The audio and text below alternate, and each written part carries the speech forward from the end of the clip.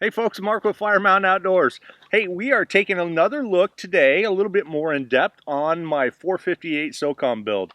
Those of you that follow us on Facebook and on YouTube, you know that I've been working on this for a while and I'm really excited about it. It's a lot of fun. So I just wanted to talk about this build, tell you what I did, and then we're going to blow some stuff up with it because it's a 458 Socom. It's awesome. So we're just going to start with the muzzle and work our way to the buttstock. First here, there is a thread protector. There is no muzzle device on this, and that's on purpose. The barrel is giant, and the threads are giant. It's like 3/4, so there's only a few muzzle devices, and I want this to be a hunting firearm. I'm likely going to end up shooting it without any hearing protection, so I don't want any kind of a break for that blast that's going to deafen me. So I'm just going old school, just a simple thread protector on the end. Then we have the Aero Precision, very nice. Bob, what is this handguard? That is the 15-inch MLOK Quantum handguard. It's a nice handguard. Underneath the handguard, I have a JP adjustable clamp-on style gas block. Now, you can't really see it, but I went with the adjustable gas block for a reason. When we first built this, had extreme fast cycling times. It was tearing the hell out of my brass. If you've ever priced 458 Socom brass, you know it's expensive.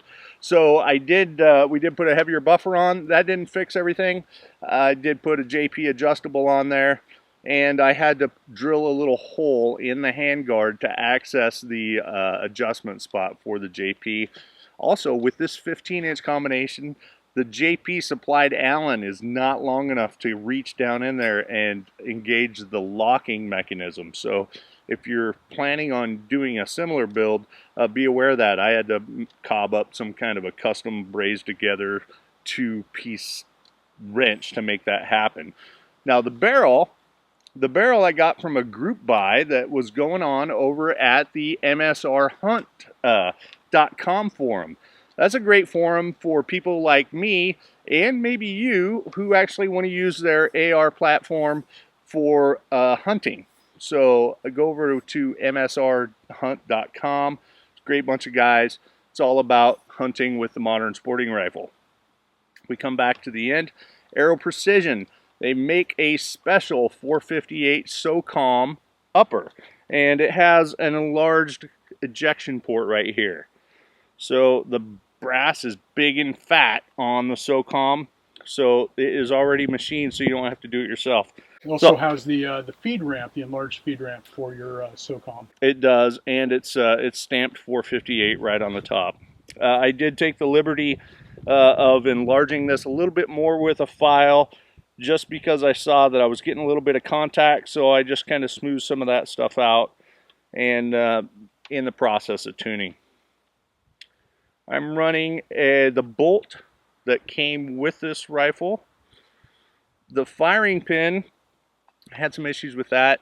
I had some issues with pierced primers, so I had to smooth the firing pin. That didn't come with anything. That was just a random mil-spec firing pin. And the carrier is just a regular full auto carrier. If we go to the lower, this is a really cool part of that. You can see where I did a little tutorial video on how to color fill the roll marks. This is the Freedom lower, and serial number 2 has a 4th of July serial number, colorized roll marks. That's pretty cool. To complete the lower build, I went with our friends over at Palmetto State Armory. They had a special where they were doing a MOE lower completion kit that also had the upgraded trigger. I didn't go with my favorite trigger, which is the Rise Armament RA140, because of the heavy recoil of this. I actually wanted a heavy trigger, so I didn't have accidental double taps under recoil. So this is just a smoothed out mil-spec trigger. I think it runs about 5.5 pounds, and I'm happy with that for this build. It's got the MOE grip, MOE buttstock. I'm not the biggest fan of that. It's got a little bit of rattle. I'd probably upgrade this to the one that has a friction lock later. On top of it, we've got our friends at Midwest Industries make a very, very nice quick detach scope mount, 30 millimeter. So with the extended eye relief, cantilevered mount, running the Midwest Industries mount. And I'm running a M300 BLK Nikon optic on here. The cool thing about the Nikon optics is they have the bullet drop compensating reticle. As you can imagine, I'm shooting 405 grains out of this thing. It's 4570 power, but really it has the trajectory of a rainbow. So having a bullet drop compensating reticle is really cool. What's cool about the Nikon is it's got a super easy to use interface no matter what the caliber. This one says it's for 300 black, but they have an interface on their computer that you can go to their website, the Spot On technology, and you can dial in your bullet and your speed, and it will give you what those little circles and hash marks mean for your particular rifle and load. So that's enough talking to that. Let's load it up and shoot something. Ouch.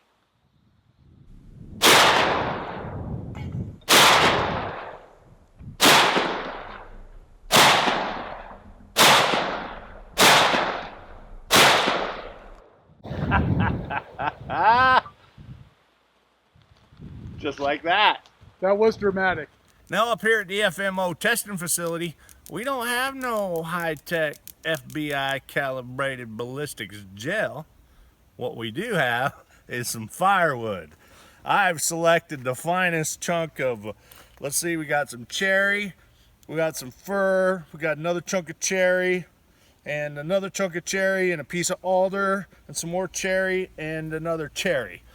So we're going to be shooting through a bunch of cherry wood with some other random stuff put in. So I've got my precisely calibrated stack done here, and we're going to see how far one of them Missouri Bullet Company 405 grain solid hard cast solids will go through. I'm not sure. I'm really curious. I can't wait to find out. Let's go shoot it. Look at there. So this is our first piece. This was in front. There is our entrance wound. Very dramatic exit wound on the first piece. It knocked a chunk out of that. Let's see what we got going on here. Let's do the second piece. Oh, second piece. There's our entrance. And we have an exit.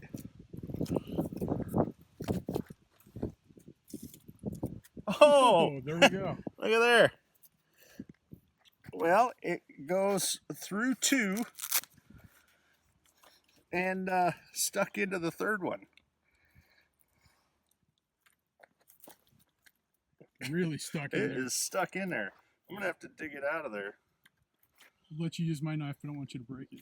I would probably break it. That is wedged in there. Wedged in there solid.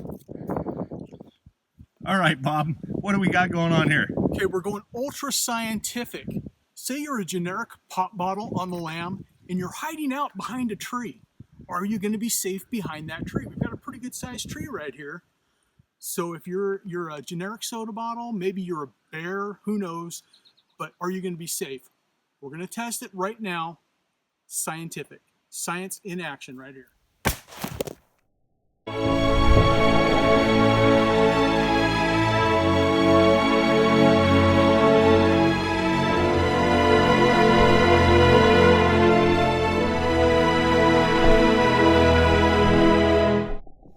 These results were extremely dramatic, as you can see from the slow motion footage.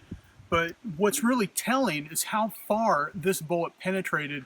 And frankly, it scares the living bleep out of me how far this went in, and it's absolutely ridiculous. So obviously, we had the first one, and it penetrated. We've got huge, massive gaping holes on the back side. Then we got through the second piece, and again, huge gaping wound. We've got soda bottle 1. Went completely through that. Soda bottle 2. Went completely through that. Soda bottle 3, things got really interesting. So we've got something inside. Now you can see, Bob, it hit the backer. it actually went into the last piece and it bounced back into this bottle. So we've got an entrance, an exit, and another entrance wound. And look at that piece of beauty right there. You know, I bet if I weigh that, that weighs exactly 405 grains. 100% weight retention. That's insane.